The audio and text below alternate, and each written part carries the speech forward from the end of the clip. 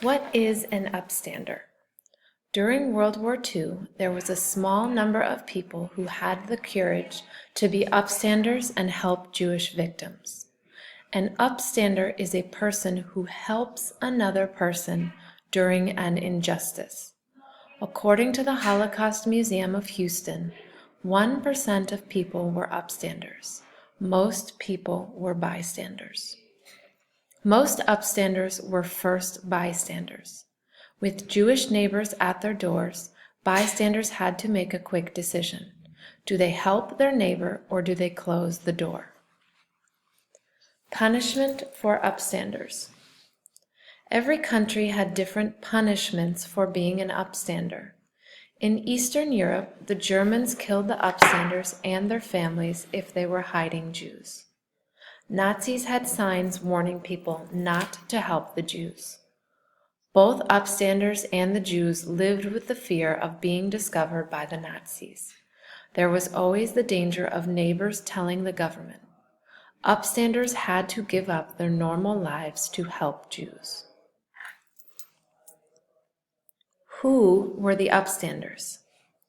Yad Vashem, a Jewish organization about the Holocaust, says there were upstanders from 44 countries.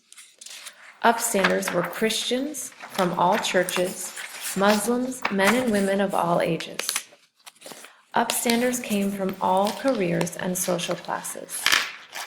They were university professors, teachers, doctors, religious workers, servants, policemen, peasants, and many more.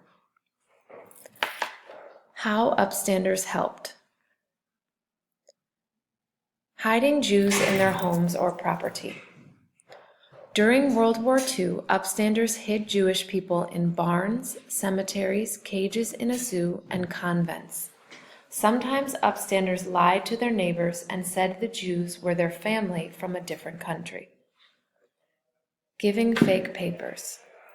Some upstanders helped by making or giving fake papers and assistance so Jews could pretend to be Christian. These upstanders were usually part of the government. Helping Jews escape.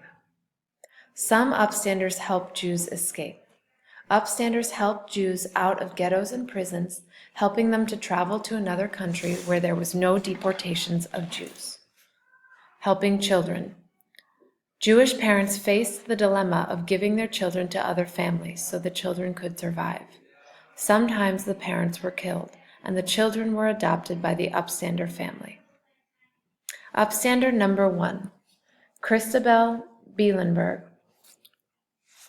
In 1943 in Germany, Christabel Bielenberg helped 2 Jewish people hide. Her husband, Peter, was not home. She went to her neighbor Carl for advice. She knew Carl was hiding Jews. She was very surprised when he told her not to hide the Jewish couple. Christabel explained, "I went to my neighbor Carl for advice. This was his advice. Do not help the Jewish man and woman. He told me that my son Nick could tell his teacher by accident. If my son Nick told someone, we would all go to the concentration camp and die." Carl said, "Now you have come to the dilemma. You want to be an upstander.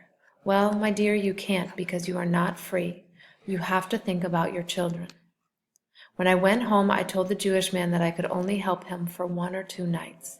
"Thank you," said the man, but I hated myself. Why did he have to thank me for giving such little help? Only 2 more days of life. Upstander number 2, Stefa Dworak. In Germany, the government put upstanders in prison if they were helping Jews hide. In Poland, the punishment was death. Stefa Dworak was an upstander in Poland. She was married to Jerzy and had a baby.